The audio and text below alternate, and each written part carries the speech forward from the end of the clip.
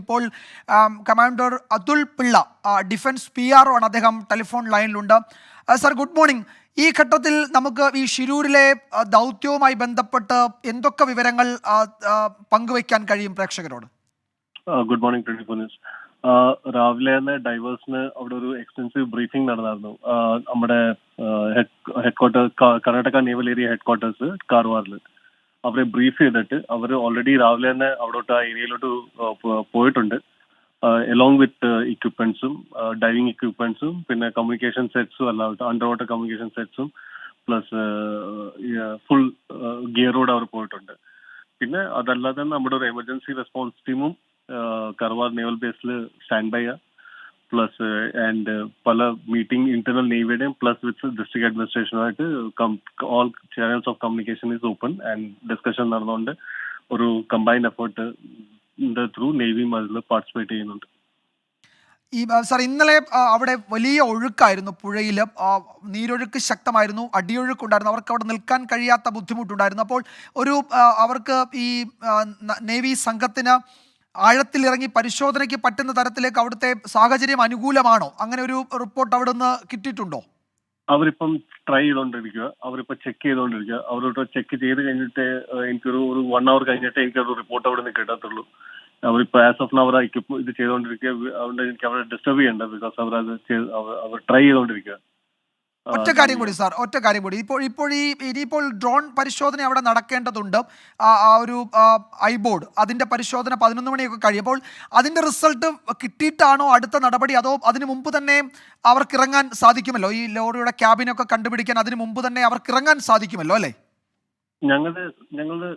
ഞങ്ങളുടെ team was very clear. ഞങ്ങളുടെ plan was very clear. ഞങ്ങൾക്ക് ആദ്യം സോണാർ കൊണ്ട് ഐഡന്റിഫൈ ചെയ്യണം എവിടെ സാധനം ഉള്ളതെന്ന് വെച്ചാൽ പ്രോബബിൾ ലൊക്കേഷൻ. അത് കൺഫേം ചെയ്യാൻ ഞങ്ങൾക്ക് ഡൈവിംഗ് വേണം, ഡൈവിംഗ് ചെയ്യണം ഞങ്ങൾക്ക്. ഈ രണ്ടാണ് ഞങ്ങളുടെ പ്ലാൻ സ്റ്റാർട്ടിങ് തൊട്ട്. ഇപ്പൊ ആസ് ഓഫ് നൗ ഓൾസോ ഞങ്ങളുടെ പ്ലാൻ ഞങ്ങൾക്ക് ഞങ്ങളുടെ ചാലഞ്ച് കറണ്ടാ. വിസിബിലിറ്റി ഞങ്ങൾ ഞങ്ങളുടെ divers are trained on low വിസിബിലിറ്റിയിൽ ഡൈവ് ചെയ്യാൻ വേണ്ടി. One of the toughest training ആ ഡൈവേഴ്സിന് കിട്ടുന്നത്. സോ അത് ആ ചാലഞ്ച് അവർ ഏറ്റെടുക്കും. ഞങ്ങളുടെ ചാലഞ്ച് വരുന്നത് ഈ കറണ്ട് ഒരു 2 to 3 knots ആവുകയാണെങ്കിൽ ഡൈവേഴ്സിന് അവിടെ ഇറങ്ങാം, നോ ഇഷ്യൂ. ഓക്കെ, ഇതിനേക്കാൾ മോശമായ ടെറൈനിൽ വളരെ വിജയകരമായി ജോലി ചെയ്ത സംഘമാണ് അവരെന്നത് ഞങ്ങൾക്കറിയാം. അതുതന്നെയാണ് ഞങ്ങളുടെയും പ്രതീക്ഷ. അതുകൊണ്ട് ഇപ്പോഴത്തെ താൽക്കാലിക ഈ പറയുന്ന പ്രതിസന്ധിയൊക്കെ പരിഹരിച്ച് നമുക്ക് ഒരു പ്രധാനപ്പെട്ട വിവരങ്ങൾ ഒട്ടും വൈകാതെ കിട്ടുമെന്ന് കരുതാം അല്ലേ?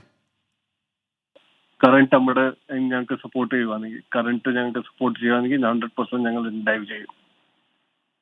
Okay sir, thank you. ഏതായാലും ഈ ഘട്ടത്തിൽ ഔദ്യോഗികമായി താങ്കൾക്ക് എത്ര കാര്യങ്ങളെ വിശദീകരിക്കാൻ കഴിയുമെന്ന് ഞാൻ മനസ്സിലാക്കുന്നു. അത് അവിടെ നിന്നുള്ള ഗ്രൗണ്ടിൽ നിന്നുള്ള റിപ്പോർട്ടുകൾ താങ്കൾക്ക് വീണ്ടും ഔദ്യോഗികമായി സ്ഥിരീകരിച്ച വിവരങ്ങൾ താങ്കൾക്ക് ലഭിക്കും. ആ ഘട്ടത്തിൽ ഒരിക്കൽ കൂടി ബന്ധപ്പെടാമെന്ന് കരുതുന്നു. ഡിഫൻസ് PRO കമാൻഡർ അതുൽ പിള്ളയാണ് നമ്മളുമായി അവിടുത്തെ ഗ്രൗണ്ട് റിയാലിറ്റി വിശദീകരിച്ചത്. നാവികസേനാ സംഘം അവിടെയുണ്ട്. അവർ ഇതിനോടകം കാര്യങ്ങൾ ബ്രീഫ് ചെയ്തിട്ടുണ്ട്, അവർക്ക് വിവരങ്ങൾ ലഭ്യമാണ്.